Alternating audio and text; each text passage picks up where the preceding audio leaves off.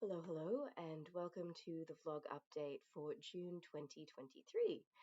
It has been a pretty rough cold and flu season here at this end, so apologies in advance if I break into a coughing fit at any point. I will, I guess, edit that out if it happens, but thanks for bearing with me preemptively if that happens. Yeah, so what have I been up to this month? The rough cold and flu season has put a bit of I guess, a damper on my progress because there was a lot that I was hoping to get done this month that I just, yeah, had to take a bit of a back seat to making sure I don't keel over in fits of coughing and sneezing and whatever every time I move. It's been an interesting one. But I've been keeping on top of things as best I can, as one does, and yeah, maintaining momentum as I've been able to, which is good. And I have continued to maintain some momentum. Um, Midday Blue is in basically, I think it's being mastered by Dee, perhaps as we speak. And I'm really, really stoked with how that's evolved. It's quite a different sound from the recent collabs that I've done with Ben. So Midday Blue, of course, is one that I've written myself and performed myself, plus a couple of very special guest performances I should very much mention on guitar and piano from my ASC friend Paul Wire and my vocal coach Emily Sion, respectively. And I'm really, really grateful that they've been able to contribute guitar and piano for Midday Blue. It is a very sort of chill, laid back, almost ambient kind of electronic acoustic experimental hybrid sort of thing happening. So again, totally different flavor from the more EDM dream pop releases that I've been putting out lately. So I'm really excited and intrigued to see how it's received. I think it will appeal to the those who've enjoyed my recent singles still, but I think it could also pull interest from people who aren't as much interested in the dream pop EDM thing, but are more, yeah, interested and amenable to a slightly more ambient, chill, electronic acoustic sound. We'll see how it goes. And of course, it will depend on me getting my butt in gear and, promoting it in the appropriate ways to the appropriate people at the appropriate times. So it's all a little bit of an adventure and learning journey, of course, as it always is. But yeah, really excited to have that out in the world soon. And what else? I've got a little page of notes because I'm just like a bit coldy fluey at the moment, and hoping that some prompts will be helpful for this update. Of course, one of the exciting bits of news and or progress, I guess if you want to call it that, is that I now have a proper home recording vocal mic. Yay!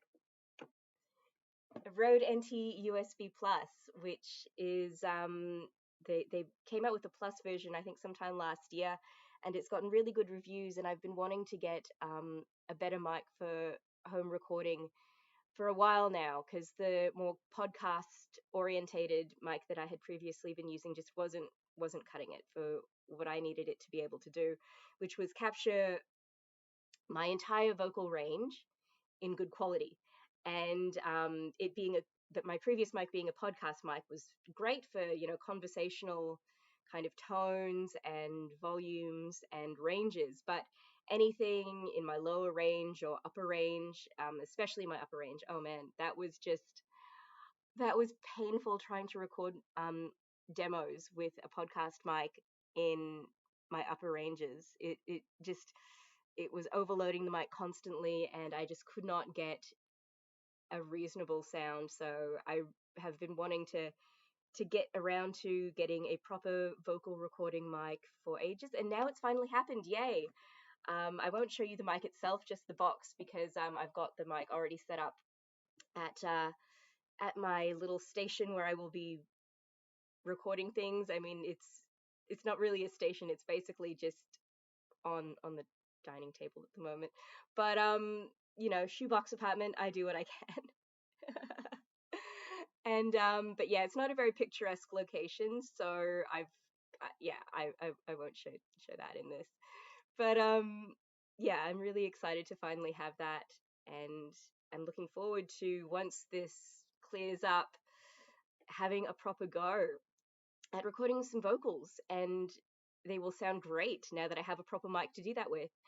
And yeah, the first, I think, one that I'm going to try playing with is excuse me.